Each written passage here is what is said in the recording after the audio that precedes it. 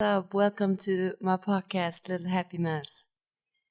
Today we'll be talking about perfectionism and also how it correlates with anxiety and failing. Perfectionism is an illusion and it's not protecting us from failing. And that's what I want to talk about today. Enjoy! On the surface, she looks fine, but what's inside ain't always in line.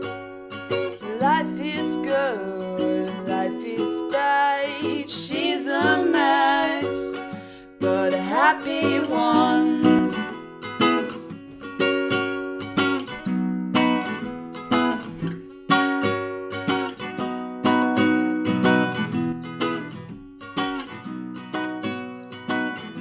Hi, I'm Little Happy Mess and welcome to my podcast.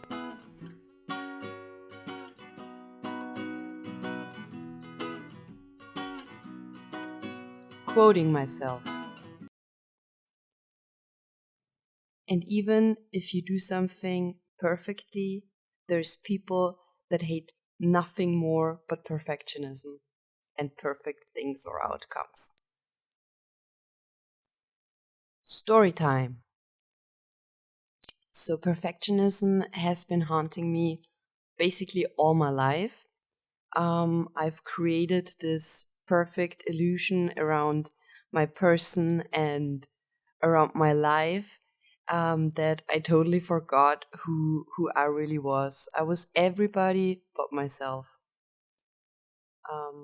For me, the only thing that brought me joy or that made me happy was achievement, results, performance, and I based my self worth merely on those things. And the problem with that is that when you try to be perfect, you kind of kill your dreams. If you want to know about dreams, my dreams, and dreams in general, check out the episode Let Us Kids Dream. Anyway, so I've always tried to achieve, to perform, and to execute everything I did perfectly. And I was always worried about people's opinion and what they could think of me if I didn't perform.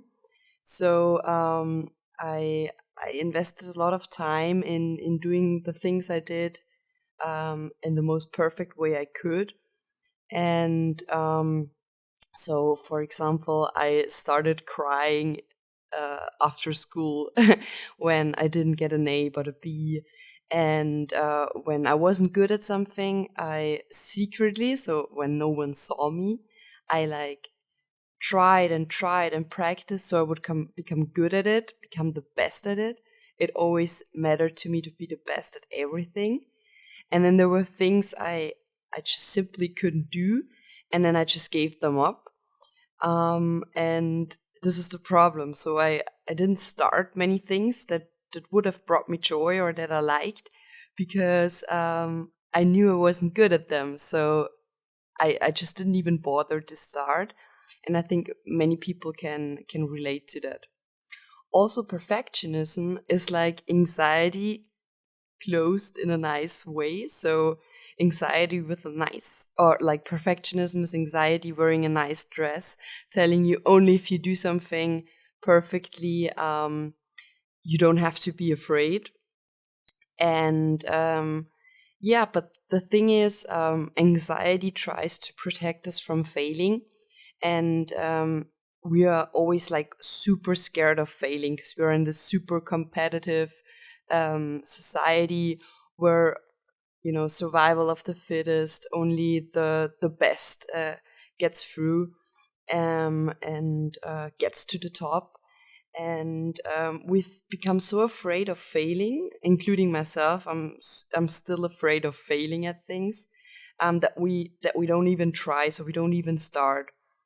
And yeah, so like I said, I always try to create this perfect illusion, and I always try to justify myself. So people said, "Oh, yeah, you can only do that because I don't know, your parents' dad, your friends' dad, the money situation you're in, that." And I tried to prove to people that no, I did this myself. I did it without help. I don't need anyone. And this left me under a lot of pressure because I tried to control people's opinion about me. And I'm like the perfect example for everybody's darling. And like this sounds really bad, but I think people sometimes really enjoyed seeing me fail, because the little star girl didn't make it, and it kind of relieved them when I couldn't do something. Like, okay, so she fails too. Well, okay, and yeah, this left me under so much pressure. And looking back, it's no wonder that I got depressed at some point, because if you're always that stressed out and you always pressure yourself to achieve the maximum and be the best and everything, um, well, of course, at some point this is gonna break. And I based my self worth and my self esteem merely on achievement, on performance. So whenever I didn't achieve something, I was completely down. I was depressed for like weeks, sometimes months and years, and I didn't want to try again at whatever I was failing. And yeah, it left me devastated whenever I didn't achieve something that I really wanted to achieve. Wisdom. So for me, it took a lot of time in therapy and also a lot of self-reflection to get more kind of like basis where I could where I could like base my self worth on. So it was hard to shift from only achievement to other things like friends or projects, creativity, um, and other sources that generally bring joy to people. And but it's really important to diversify how you base your self-worth on and what you base your self-worth on, because if one column breaks down, then you still have the other one supporting you, and you don't like fully crumble because you failed at something in one area. So it took time. I needed to realize a lot of things, and it was work to get out of this, because I was so used to that. I remember when I was 7, this already started. So as soon as I started school, I was under this enormous pressure to perform, and my parents couldn't explain to themselves or to me why it was like that, but they witnessed it too. Um, so yeah, that's one thing. Then the second thing is that obviously perfectionism is not gonna protect you from failure. So failing is part of life. Sometimes we just don't get where we wanted to get. We don't achieve what we wanted to achieve, and it's all right. That's what life is really about. It's about rising and falling. It's about success and failing. And no matter what, out of every negative experience, out of every failure, we can take something good and we can grow. And that's what's really what life is really about. Also, authenticity and perfectionism never align. Imagine like you're baking a cake and it doesn't look perfect, but it tastes really good because you made it yourself. And I know how we like self-made things like Granny's Kitchen, or you know what I'm talking about.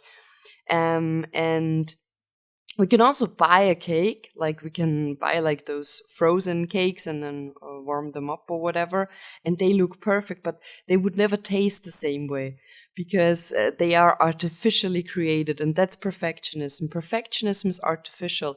It's never authentic. It's never who we truly are.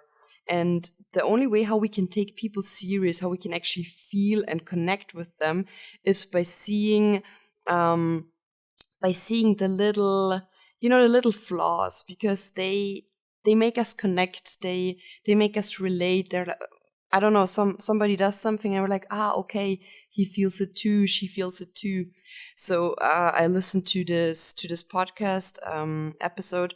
It was a famous speaker talking about his speeches, and he said it's an illusion to think that he's not nervous just because he's done it a million times. He's still nervous when he speaks in front of 10,000 people, and uh, that gave me a really, yeah, like a good feeling, because there's this great person that I look up to, and he's still nervous, he's still struggling, and that's completely normal. Being perfect is not the solution, and it will never get you anywhere. The key to realizing anything you want in life is to just start. And when you start something, obviously you're not going to be good at it. Look at me, like I just set up my microphone in a whole different way. I don't know how it's going to look like, but the the thing I like mounted it on before, it kind of broke.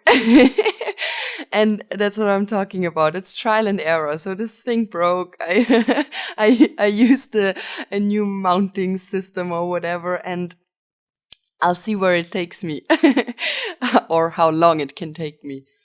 Um, and that's what I mean about being authentic. What I'd also like to add is that I heard this from a coach, again, a German life coach, and she said that life sometimes gives you broccoli, even though you would prefer chocolate, because it's good for you. So sometimes we fail or we go through very bad experiences, and it triggers us. It leaves us devastated. But looking back, we realize that it really made us grow in a certain way, or that it enabled us to create something even greater. And that's what I'm talking about. Sometimes something bad happens, but you get so much out of that bad experience that you wouldn't admit to it, but you're actually glad that it happened. That's how I feel about depression. So, uh, of course, it sucked. It was bad. It was tearing, and I wouldn't wish it upon anyone. But it also gave me so much strength, so much empathy, and it opened my mind, and it made me shift towards more important questions in life. It made me think deeper and connect deeper and look for that connection in people. And so that's something really bad, and I shifted it to something good. And we can do that with every failure in our life as well. And when you're afraid of something, I think the only key is to go into that anxiety, to just dive in, maybe take someone else with you, like a supporting factor, supporting person. But you need to go into it, because that's the only way how we can confront it. Anxiety is always something that lies in the future. So I'm afraid of failing, but I haven't failed yet. So the failing part is in the future, and we're living right now. Right now, nothing happened, and if we don't start, nothing's gonna happen in the future either. And yes, anxiety protects us from failing, from pain and whatsoever, but also it never gives us the experience. So we're hiding, and we're always left with this thought, oh, what if I would have done whatever. And last but not least, I want to add that if you have a dream, if you have a project that's really important to you, something that comes from your heart, just do it. Just start. Don't think about the consequences, because if you never start, there's always going to be this question, what if?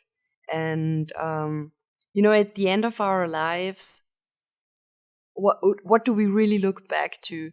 The moments when we were proud, when we were happy, or the moments when we didn't try something because we were afraid. So just be your goofy self and go out there and show what you've got. Everybody's unique. Everybody got his or her own personal gift to the world, and it's our obligation to get out there and give the world our gift, whatever that is. Yes. So that's it. Further material. Today's further material are two things. So first of all, it's a TED Talk. The TED Talk is about perfectionism and how it holds us back, how it's also connected to how our society runs, and I found it really interesting and inspiring. And the second source I'd like to provide is a book. It's by John Strelecky. I don't know if I pronounced that right. And it's the Café at the Edge of the World.